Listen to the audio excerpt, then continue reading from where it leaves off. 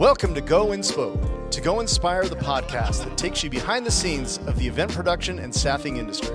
Join hosts Clay, James, and more as they dive into captivating conversations with industry insiders, thought leaders, and trailblazers. Discover what sets apart the successful from the rest and gather practical tips to excel in your own endeavors.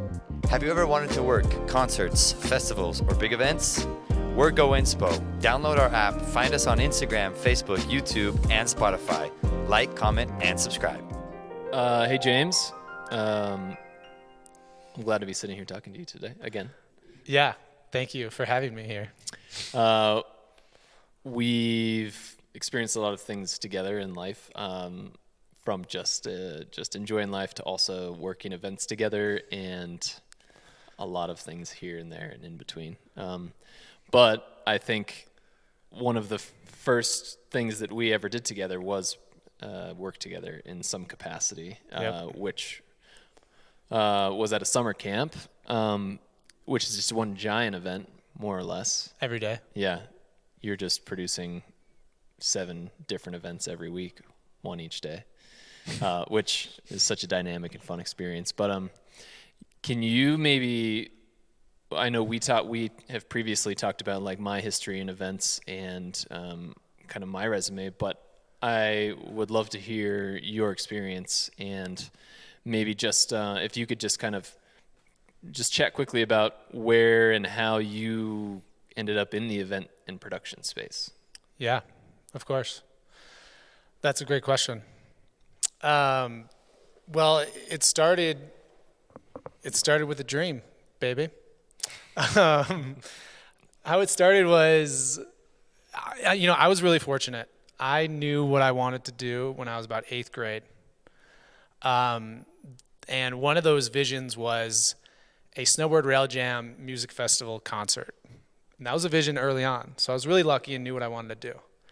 I love bringing people together, first and foremost, and I love a tangible product you can see, feel, and touch, etc. So with that, I kind of, obviously had challenges in school sitting still. So I was always getting in trouble, a lot of great stories there. But what that ultimately brought was creativity and meeting people and networking and socializing. And that's what I feel like I do best and problem solving. So with all of those attributes, started GoInspo. But prior to GoInspo, it all started with this vision of this festival. In college, right off the bat, I got a job as business manager for the college radio station. Where did you go to college? In Missoula, Montana. Oh, that's right. And it was a $500,000 budget. I was 20 years old, and it's a team at the college radio station putting on concerts, fundraisers, selling radio ads for the college, amongst many other things, merch budget, etc. Incredible experience. I learned so much. We had advisors that were much older and mentors that worked at the university that guided us. But we had to learn a lot on our own. That was my first real big opportunity with a budget and plan with concerts, fundraisers, and events. And thank God we had an amazing team. Right now, a lot of the guys that I went to school with are doing huge things, putting on festivals and more. But really what that gave me was some confidence. And while I was in school, in college, I went to school with a marketing degree, and I was doing events and side hustles, kind of always been an entrepreneur from the get-go. But throughout that, I really wanted something to stick out on my resume. And at the time, I was snowboarding a lot. I was competing, sponsored. And, I worked with the local mountain. I was riding for a local snowboard shop. And I'm like, I can bring everyone together for an event. I noticed early season in the snowboard and ski industry, you go out to a party, you go out to the bars, everyone's talking about, hey, where are you getting your season pass? Hey, what are you doing this season? Hey, what's your gear? I'm like, why don't we just get everyone together to talk about that? And that's how Shredfest started. And so I had this dream. I also wanted something killer on my resume. So I had about $2-3 grand saved up, cash. And then I had like a $3 credit card. This was towards the end of college. Yeah. And so I put all of those pennies every penny towards Shredfest. I went to the city of Missoula, Montana, several times. We did in a park in Missoula, Montana. And they denied me the first couple times. Like, you're crazy. Like, you're only, X years old. Like, no. And then the third time I went to the city, suit and tie, I noticed they had a barometer with like fundraising goals for the city. Yeah. And so, yeah. And so, is that what you call it? You're like, well, a barometer or a thermometer or anything. But I know what you're talking about. It's like the little globe with basically like your mercury scale on it. Right. And so I noticed, I'm like, okay, the city's doing a fundraiser, suit and tie, third time's the charm. I'm in there. I'm like, I got to get something to stick out of my resume. And that's going to be a tangible festival, jumping out of school and marketing. Obviously, the business manager was amazing, but I wanted that next leg up. And again, my dream was a snowboard concert music festival. So I went to the city and I said, hey, what if all the proceeds go, if you just let me use this park on this day? They're like, we don't have restrooms. The restrooms are closed. It's too cold, this and that. And I'm like, well, I'll bring in restrooms and we'll do this. And like, you need to fence stuff. I'm like, okay, we'll bring in fence. We'll make it all happen.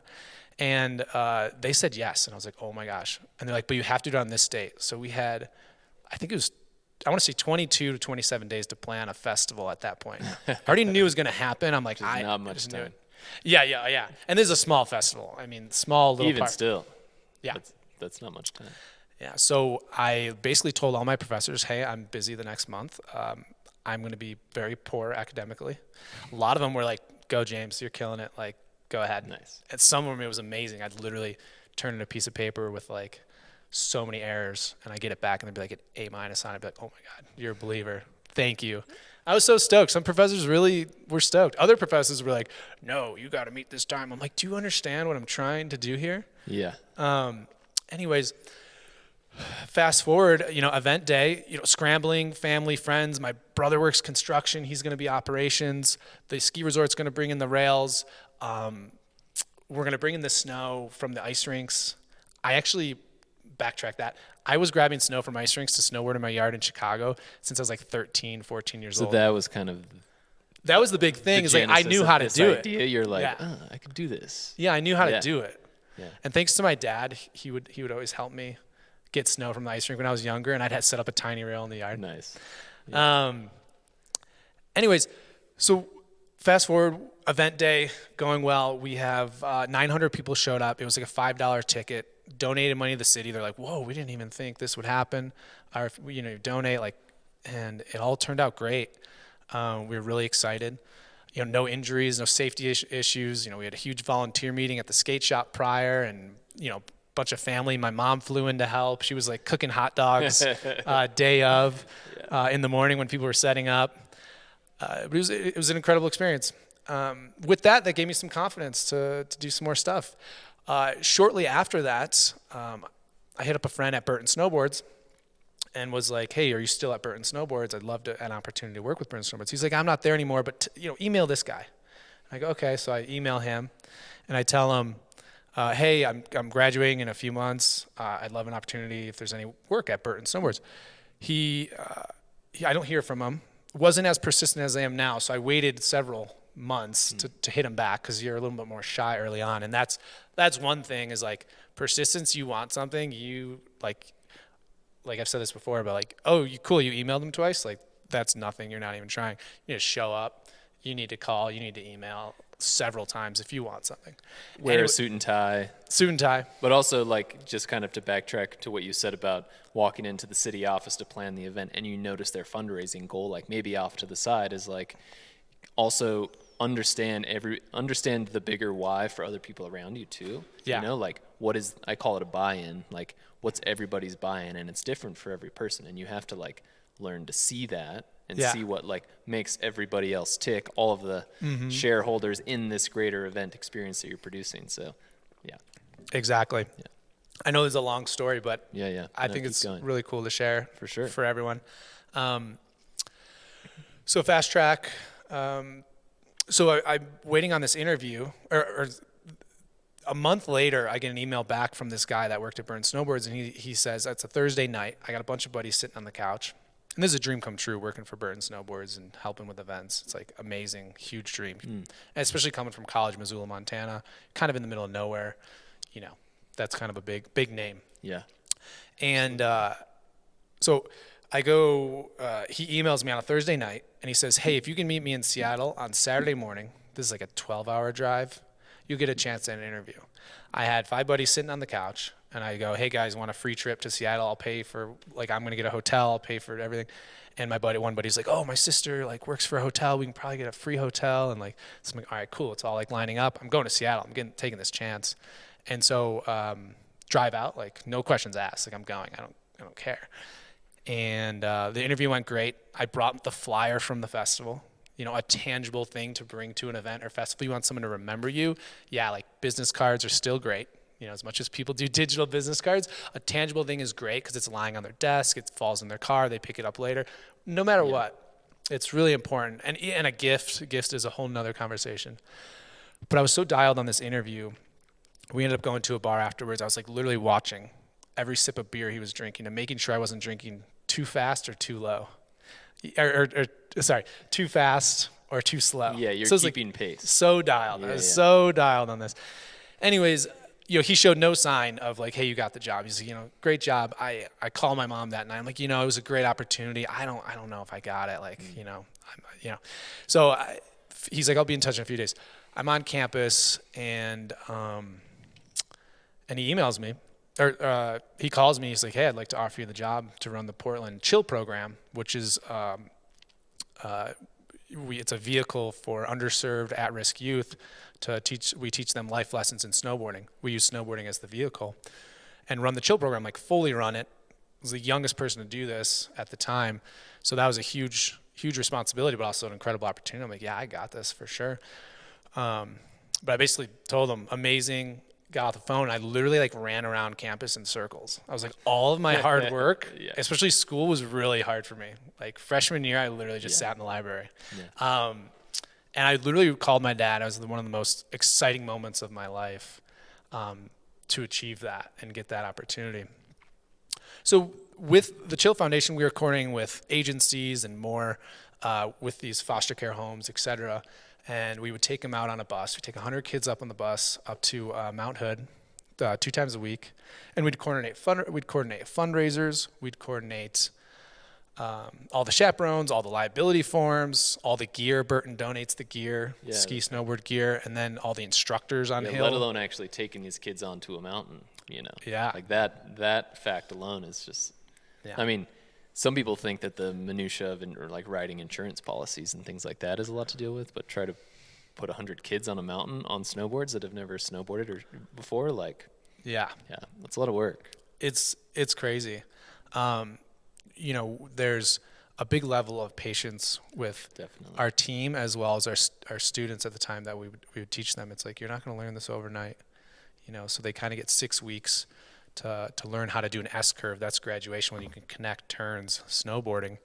And it's one of the best feelings because a lot of these kids grew up in some pretty rough situations. And this vehicle of snowboarding just opened up their eyes. Like, they lived in Portland. The mountain's only an hour-ish away, and they've never been up there. And they're 13, 15 years old. And it's like, it was just an incredible opportunity that Burton supplies and that we could do for them. Yeah, I think that's so just noble and honorable. This example specifically, but also kind of illustrates a bigger picture of why I think events are so impactful, is because they are a very rich experience for people, and they create connection and open people's eyes to things that they may not have experienced before, whether it's connections with another person or just some inner reflection, or they see a new musician or they try a new product or things like that. Like, events are the space where experience is curated and really happens that you can't always find just in regular life. So, and I think that's maybe an unsung sort of the unsung hero of like, why do events happen and why are events important, is because of that experience that it creates for people, and it's really special. But it is a lot of work too, I think you've obviously learned a lot through your experiences, like, which we will hear more about, but even thus far, just what you've explained it's just like the amount of time you spent just between coming up with this idea as a kid to going to college to then like getting the radio station job to pulling together this festival in 24 days and then getting a dream job, like, you know, that alone, like the experience that you've gained from that, and the confidence, which is another thing that I think is really important to have, is just confidence, but also you can frame that as just like belief in your own ideas and that you have the capabilities to pull something off. Like, that is an invaluable trait, I think, that a lot of people don't have, but they can have if you could take the time to develop it. But I think it's really admirable that you just knew what you wanted and you just went for it, you know? Yeah, I want to tap into that confidence aspect. And Chase and I have talked about this a while ago. You know, school isn't for everyone. I did graduate, barely graduated college, you know, to be honest. I mean, I worked my butt off, but I kind of barely graduated. I did, and that was great. It wasn't the biggest confidence booster. I was like, oh, cool, I got a piece of paper, and I'm stoked. I learned some things along the way. What I learned more of was outside of college, those actual experiences. But with that confidence is like, you can create your own college, read more books, you know, start a small business. Whatever you want to do, if college or school isn't for you, create your own college and create your own achievements. And I think that's like massive for a lot of people. And I think that's really important to understand. School might not be for you, but again, create your own school and your own set of achievements, and that's enough. Yeah, I think especially in the day and age that we live in, the access to information and knowledge is like is very different from, I guess, when we were younger. You know, like the internet was maybe not that prevalent. You couldn't just like look up something if you wanted to know it and learn about it. You know, and I know that you do read a lot of books. I think you told me you were maybe like you were doing some sort of like book reading challenge or something. You're trying to read like one a month or something like that. I can't remember what it was we were talking about.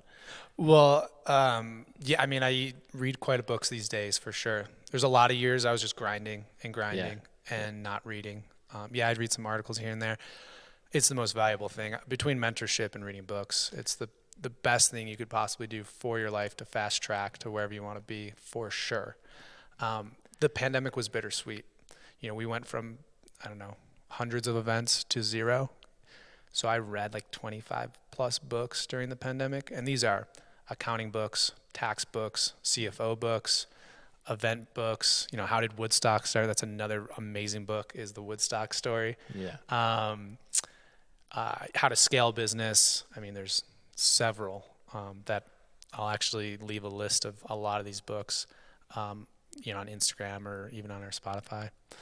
But yeah, it's important. It's huge. Which I think what that ultimately illustrates is you are just taking initiative. Yeah. Yeah.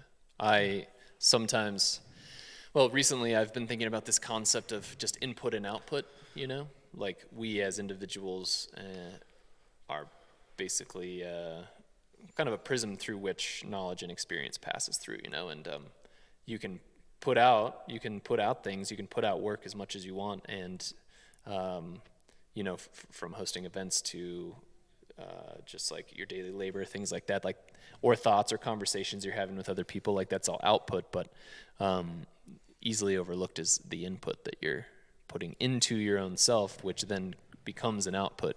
And like, obviously you have food and drink and stuff like that, but also like what sort of things are you consuming educationally and mentally, you know, that become your output.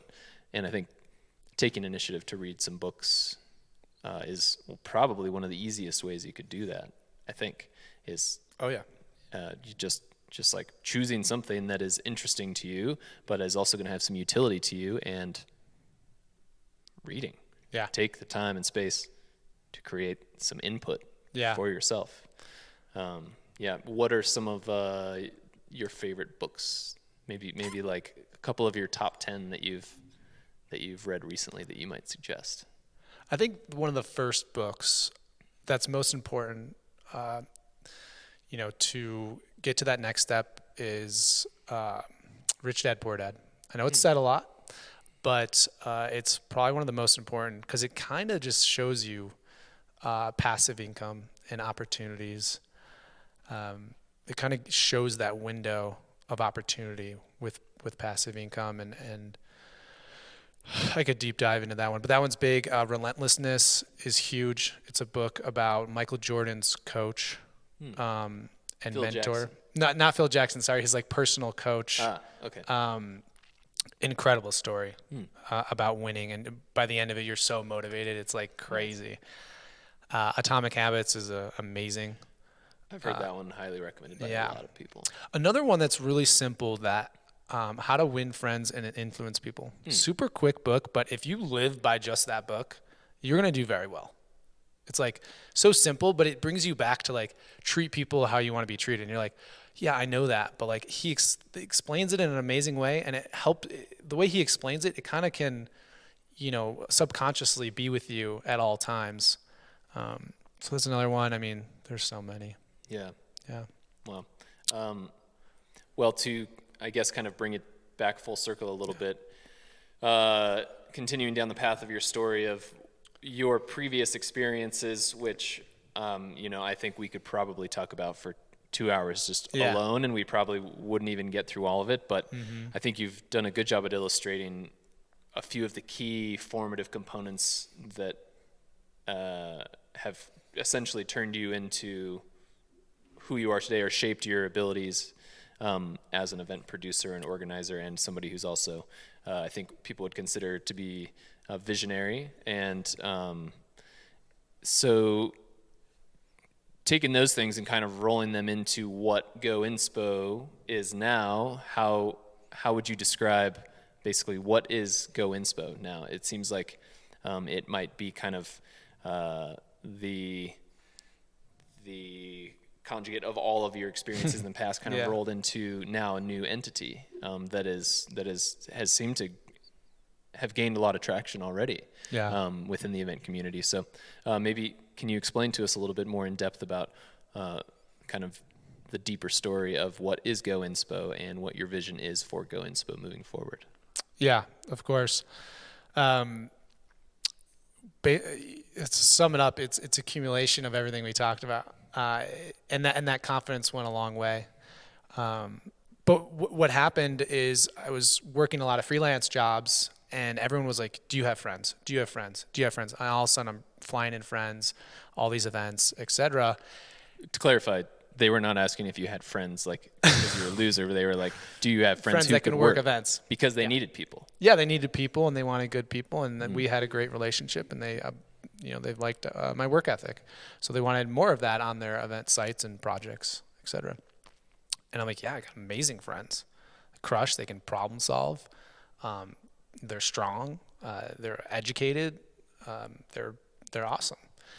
So I kept getting that request like constantly, and I'm like, wow, this is like a lot. And then Sundance comes around and like, hey, do you have 25 friends for Sundance? I'm like, 25 friends? You want 25 friends for Sundance for this one project? We're gonna work 10 days, 12 to 17-hour days. That's like a project. Like, okay. So my buddy that kind of asked for that, he's like, you need to just create your own little LLC and just put everyone under that and keep it simple for the client, et cetera. I'm like, boom, done. And that was JP Productions. That I like the name, but moved the name to something a little bit more inspiring. And now we're at GoInspo. So GoInspo's been around for about 5 years, all referral based. So we never marketed GoInspo until recently, just the past 2 months. Like marketing it, having solid Instagram, all referral based, which I love, but we keep on getting asks like, we want your people. I'm like, well, I want to serve and you create a bigger impact. So let's start marketing GoInspo nationwide. And we have these connections. We have all these folks all over, and we've been doing events nationwide and have staff nationwide, but this is the first time we're marketing that we have that. So our bread and butter right now is our brand ambassadors, our production assistants, labor. We have AV tech all over the nation.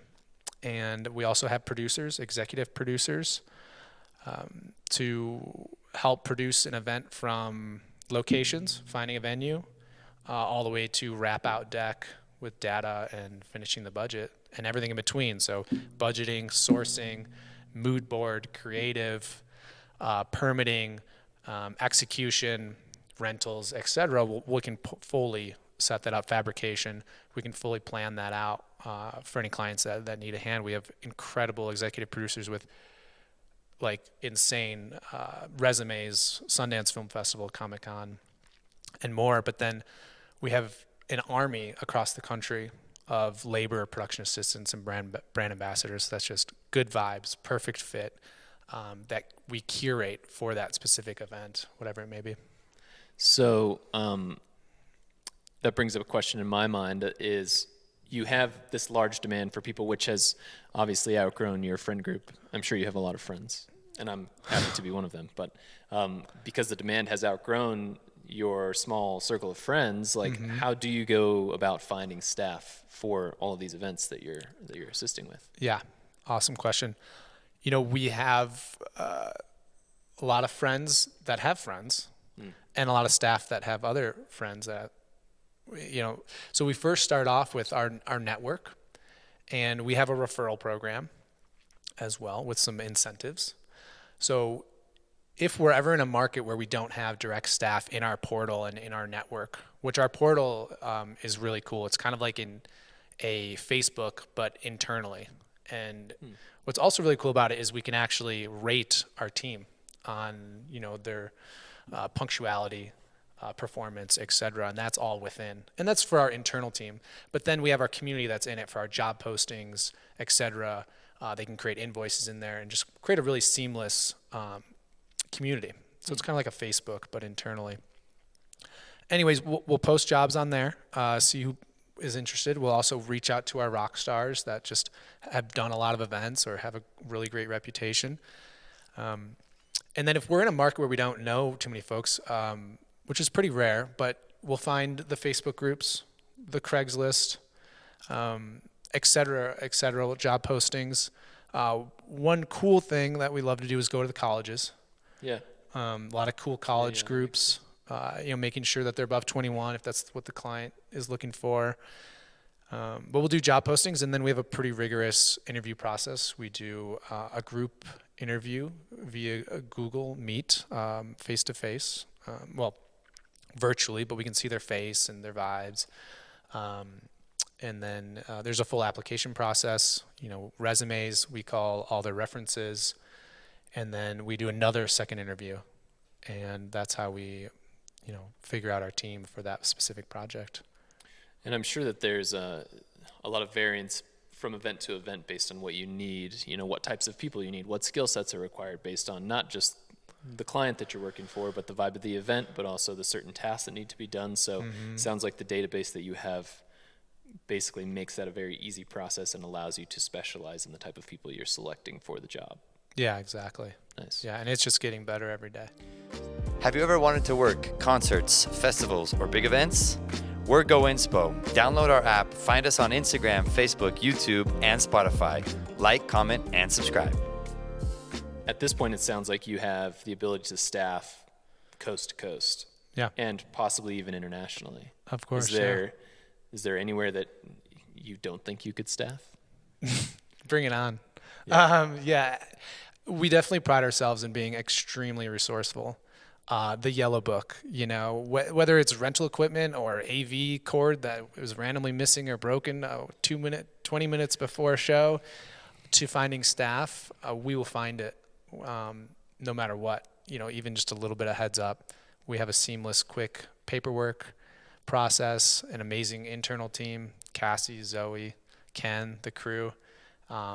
So yeah, we just want to be here to support our clients. We know things happen last minute. There's snowstorms, there's heat issues, there's traffic, etc. And so, you know, things happen, and we need more staff or less staff, and you know, we can adapt. Yeah, I admire that about you, and I think I also share a similar sentiment that you can kind of. I think the cliche saying is like, when life gives you lemons, make lemonade.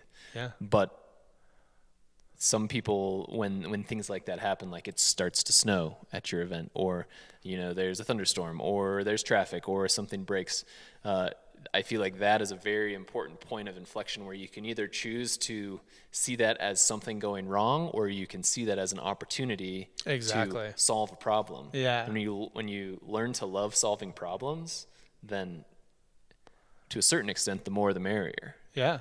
Yeah. You're like, let's Yeah. go. The pressure. Yeah. Like, from early on, being an entrepreneur, snowboarding, competing, sponsors, and then just real life day to day is like, I love a challenge, and especially on site under extreme circumstances. We want the event to go perfectly and for no one to know anything that happens behind the scenes. Yeah.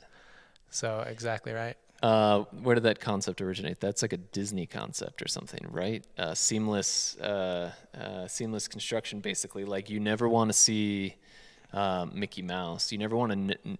Nobody should ever know the guy who's inside the Mickey Mouse costume. Yeah. I think it's called seamless. Seamless construction, something. Something in that realm. Yeah. I can't remember exactly. I know we used to talk about it, but we haven't talked about it in a long time. Yeah. So at this point, you've been in. How many years have you been working in the event industry? 20 years. Wow. Yeah, at least. Who are some of the notable clients that you have worked with, both individually and through GoInspo? Wow. I think the biggest project we had, the first one was AT&T, Sundance. We were building out this incredible zone. And also the team we worked with Best Events. Those guys are awesome, so creative, smart. Definitely shout out to our friend Sarah, who's a freelancer, and she was with Best Events at the time. Just understands being a team. So AT&T from the start was just a great challenge for us. It was our first huge gig. And then from there, it's just snowballed. And our clients right now, we're doing a lot with Chase Sapphire, Amazon Audible, Red Bull. We're doing Poplin stuff. Canva right now, the graphic app, we're doing a lot with them, and a bunch more. But some of the more notable projects is definitely South by Southwest, Comic-Con, and Sundance Film Festival, building out these incredible zones and just making magic happen, whether it's a venue or a convention center or whatever it may be. I know Sundance specifically is sort of high stakes.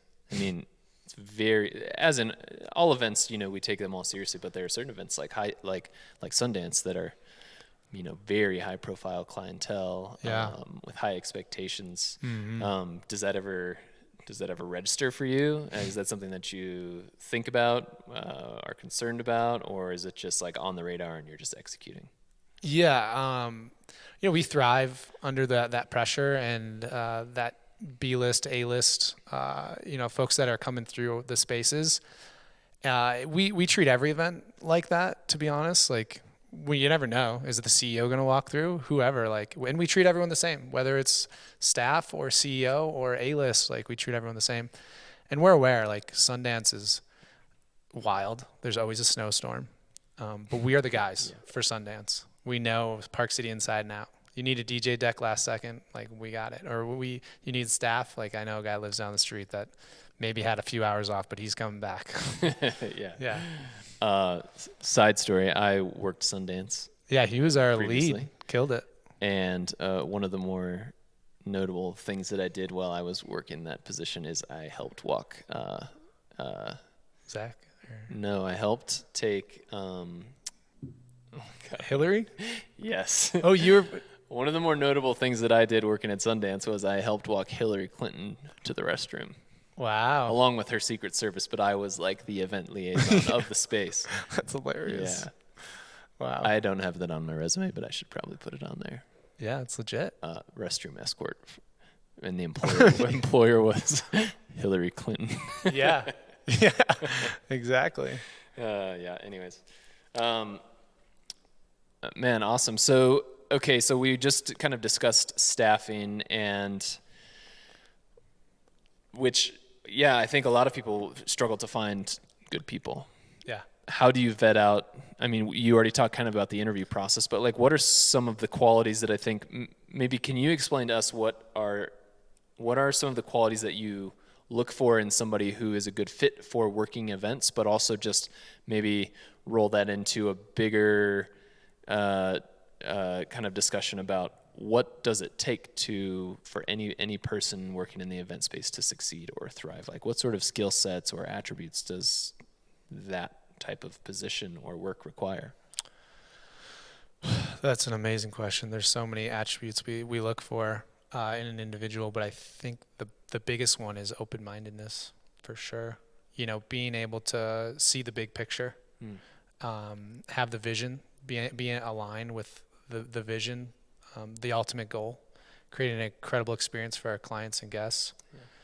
Yeah. And open-mindedness, I think, is it kind of explains all the above. Integrity. If you're going to say you're going to do something, do it. You know, that's huge. Communication. Communication is number one. But with that is open-mindedness. But communication, you know, at the end of the day, if you're not communicating, you're dealing with relationship issues, most importantly, safety issues. So, yeah. So, what do you think, if you had to explain what sets GoInspo apart as an event production and staffing agency, what sets GoInspo apart from the rest of the competition that's out there? Like, what do you feel like GoInspo really does best and or better than other agencies that exist? That is an amazing question. Not an easy one, because I love... You can boast. It's okay. This is a platform that you can just say it because it was asked. Yeah. Well, thank you. Honestly, we have so many partners that we've worked with, whether it's another staffing company or another production agency, et cetera. And we're never here to create any sort of competition. We want to be clear about that for sure. We want to provide the support that you need or that we can partner with no matter what. I think something that stands out more is our team is, one, our rigorous vetting process to make sure they're the right fit and curate for that project.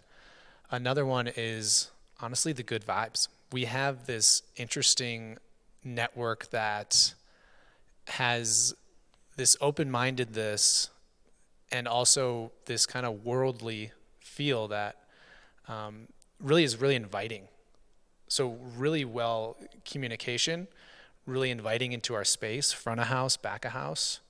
And so if you're inviting and communicating well with your clients and happy to be around, then you're going to run a great event. You know, it trickles throughout. If the staff's unhappy, the clients and the guests are going to be unhappy and vice versa. So that's super important. But, you know, early on, what I would kind of pitch was like, you know, I have a bunch of incredible snowboard buddies and, you know, we're looking for side gigs all day long because we want to snowboard, adventure, rock climb, etc. So we kind of found this adventurous group that loves it, but they're not burnt out. And they're excited to show up to an event because, you know, it's real. You get burnt out a little bit. But that's, I think, the big thing that sets us apart is finding these individuals that have a lot of experience, but also have other passions too. Yeah, I think being driven by passion is a huge differentiating factor. Yeah. You know? Yeah. Because that translates over into just like zest for life also, you know? Yeah, exactly. These people have basically built their life around having great experiences. They know what it feels like to have a great experience. And so when it comes to providing that, they already know what that feels like, and now they're on the other side of it. Yeah. And, you know, talking about just like the snowboard buddies, for example, like not only do they have this understanding of experience and kind of like a worldly perspective, but also they're used to being in inclement weather. Yeah, they're used to that was a big one too. They're Sundance. used to like working hard and grinding in unfavorable conditions. Yeah, didn't even matter. Snow's just another day. Yeah, doesn't even matter. Yeah. So I always felt like that was a good transfer over, you know, for this group of people that, and I know it's not all of the people that you choose for your staffing assignments, but sure. Those type of people are the people you want working for you, you know, and with you. People who are passion driven. Yeah, I think it's, you know, health, number one, you know, healthy mind, healthy body, healthy life.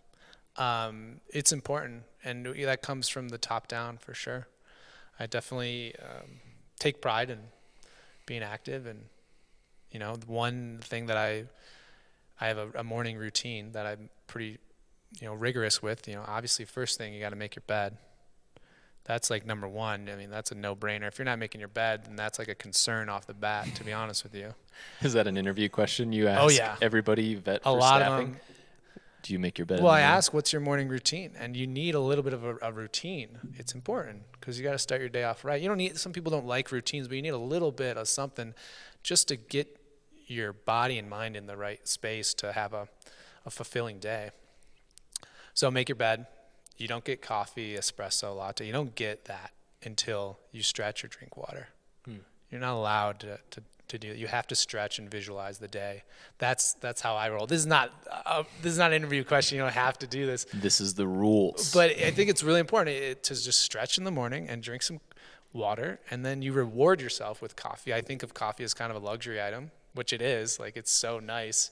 Yeah. In any circumstance, whether you're chilling on the couch or out, walking around in a cold, rainy morning, like, coffee is a luxury item for sure. Coffee is a luxury item, especially for those who don't, if you don't know the process of how coffee ends up like on your table, it's pretty amazing. Yeah. Blood, I won't sweat, go and tears into in it, but look it up on YouTube. If you don't know the coffee process, you would be much more grateful for every sip you take of that Totally. black bean water. It's good stuff. Yeah. And then that goes to, this is something that always resonates with me is, I've heard this quote before, but it's not, I have to go to work. It's not, I have to do this chore, or I have to. It's, I get to. It's, I get to. That's huge. We are so fortunate, like, to have this body and mind and these opportunities that are just right in front of you. We are so fortunate. It's, I get to. Yeah. And it almost is like it's a privilege and a responsibility to take advantage of those opportunities, Yeah, 100%. Yeah. So a couple quick fire questions for you. Okay. I'm going to interview you. I'm going to vet you out for my own staffing agency. Oh boy. Chocolate or vanilla? Okay, here's the rules. Okay, here are the rules of this exercise. You can't take longer than 3 seconds to answer. This is going to be a this or that question. And this is so we really know who you are. Oh my God. So I say this or that, or no? No, it's this or that. You choose one or the other. Copy, This or that. All right, are you ready? Yes. No longer than 3 seconds. Chocolate or vanilla? Chocolate. Banana or mango? Banana. Blue. Blue or green? Green. Hot or cold? Hot. Garth Brooks or Kenny Chesney? Oh, Garth Brooks. Legend. Would you rather... Okay, if you could choose one of these superpowers, here's another this or that. Oh, yeah. Fly or be able to breathe underwater? Breathe underwater. Why? Because it's unexplored. I mean, That's what I Earth say. is 70% water. And there's so many zones not explored. I would say the same thing. Yeah. Okay, this or that. Light or dark? Light. Big time. Fire or water? Water. Space or time? Time. Why? Because that is the one thing we don't have control over, is our time on this beautiful earth. Good point. Okay, one more. This or that.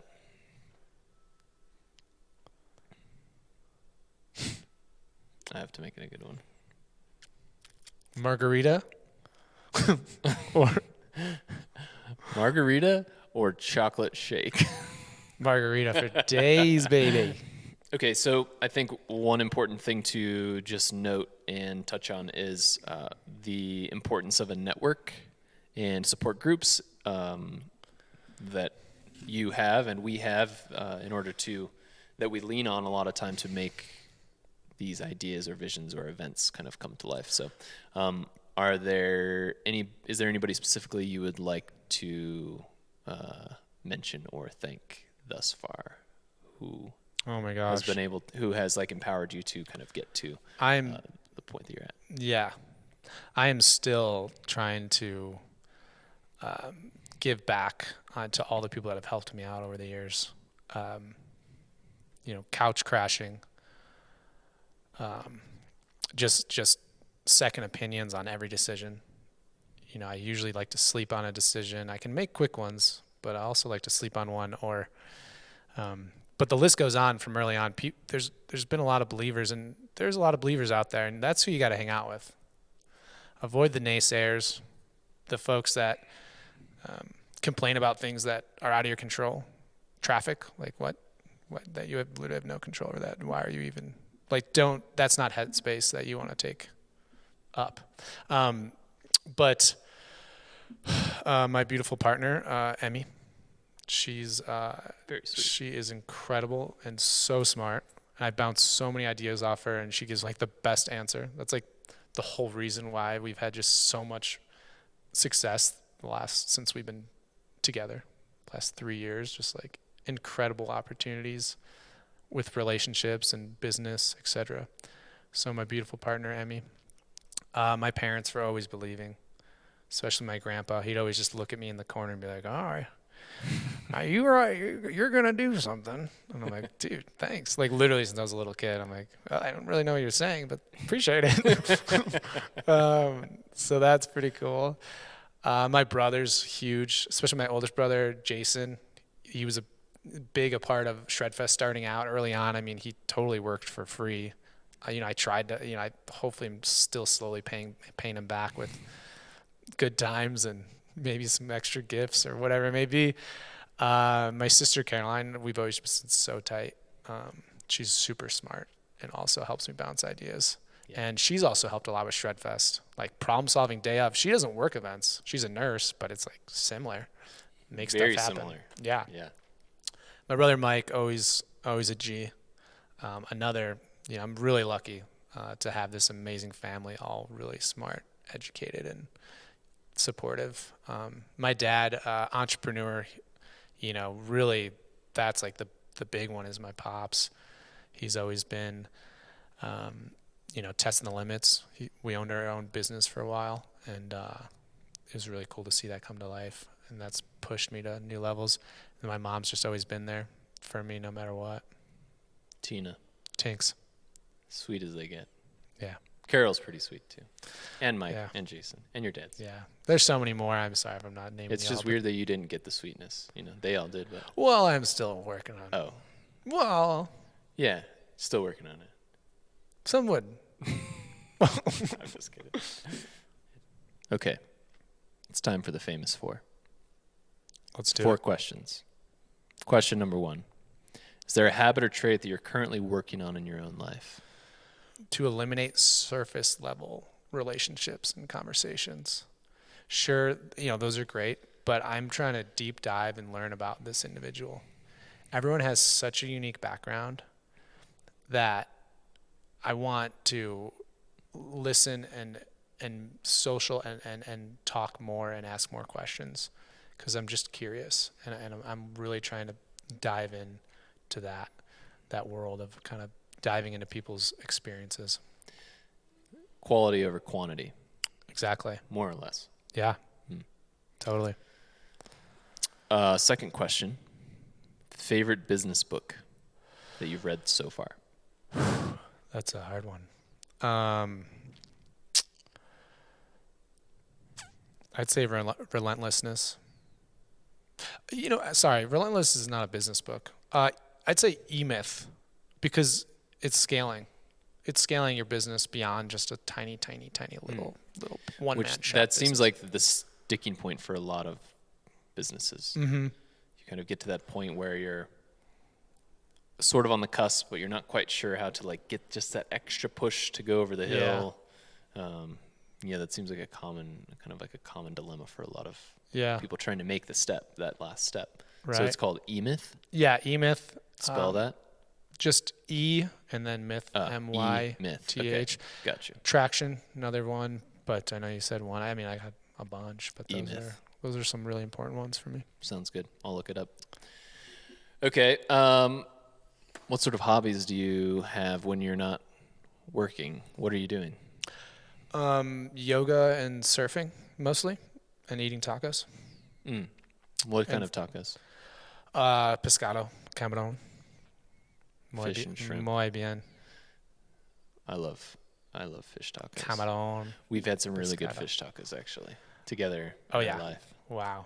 Rico's Tacos in Laredo. Yes. Laredo, Baja, Mexico. Find Rico's Tacos. Yeah. Biggest Best tacos you could bang ever have. for your buck you could possibly get in the Yes, taco world. less than $1, and You just hope he's open. right. Sometimes he just isn't. Yeah. He owns his own time. Okay, last question. In your opinion, what separates successful people from people who haven't yet found success? Beautiful. Trying. Actually trying.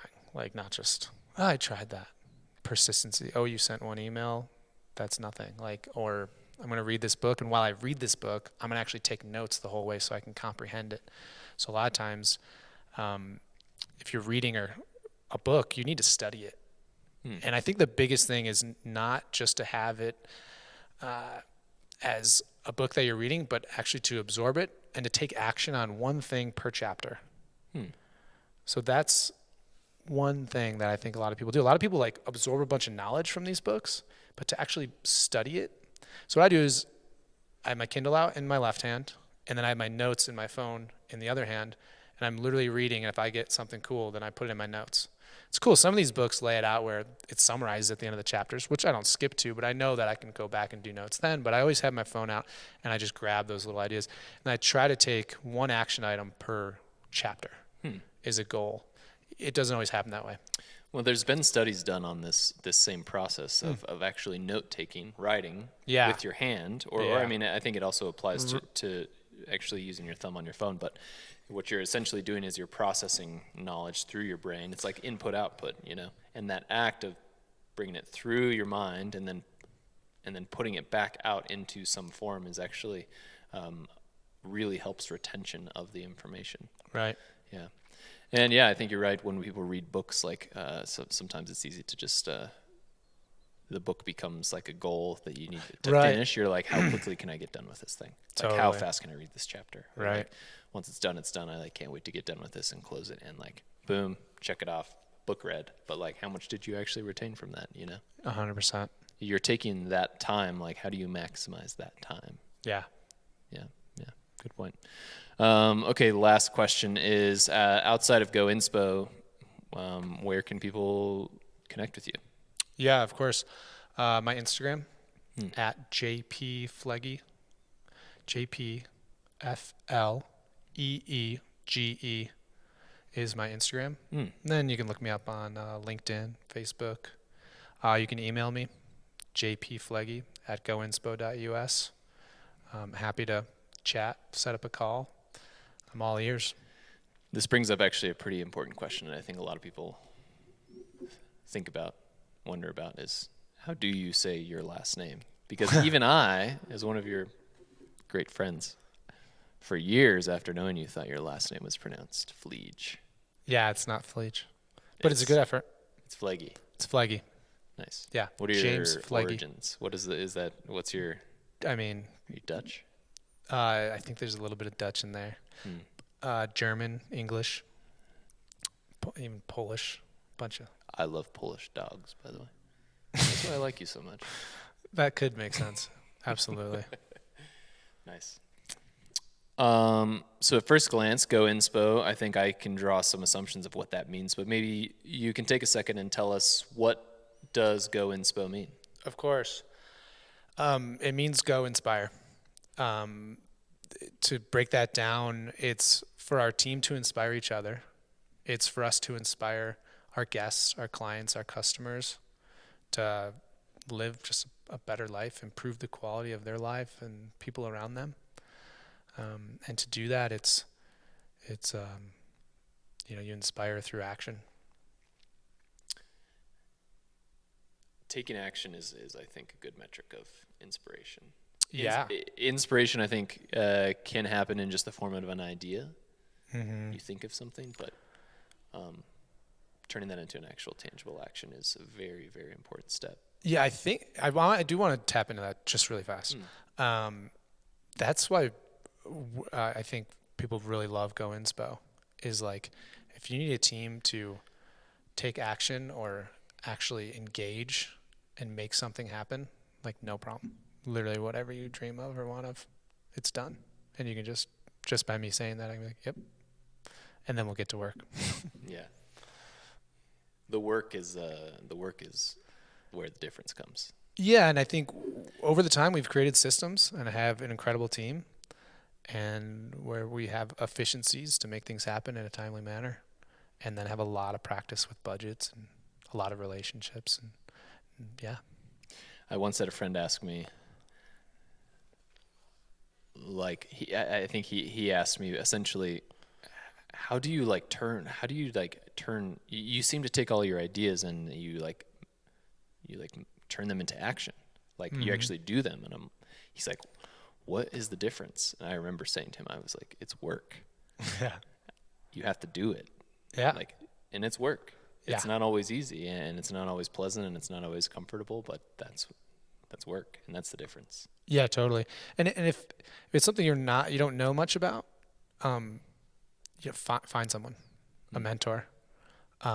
If you want to go that route, you don't want to reinvent the wheel, or you're like, oh, I'm wasting my time doing this. But at the end of the day, think of the foundation of a home. It's got to start somewhere. But if you don't want to reinvent the wheel, find a mentor. There's a lot of free ones out there, SBA.gov, and many more. Google it. Google it is huge. YouTube obviously is massive, but with events, it's like, well, if you're trying to visualize this, well, let's find a venue that kind of visualizes this. Let's start off with the venue first, and then kind of go from there. Yeah. Being able to visualize something in an actual space helps. Yeah. It comes from this idea, and then you all of a sudden give it a shape. Yeah. And then from there, you figure out how to fill in all the pieces. And Yeah. then how do you get it all to kind of actually run? Yeah. Making phone calls. Yeah. Yeah. The idea, taking something from a concept to actual reality, is you have to kind of give it certain constraints. And I've found that that's something that's always been helpful for me, is I have to give something a deadline, a timeline. Yeah. Otherwise, I'll take as much time as I have, and if there's no deadline or timeline, then it might never happen. But if I set my own timeline, or if I'm up, with a client, or somebody who I'm working with, if we set a date, once I commit to something, I am 100% committed to it. Yeah. But if there's a date and a time, that's a constraint up to which you can find something into a space. You grab that energy, that idea, that concept, and it starts to take shape. Yeah. Time is one thing, but also the actual space, the tangible space of the event, of where it happens. Like, when it comes to layout and actually making it into reality, constraints are actually a good thing, which comes back to discipline, routine. It gives something a shape, 100%. which is super important, I think. Anyways, I digress.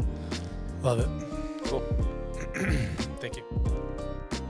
Have you ever wanted to work concerts, festivals, or big events?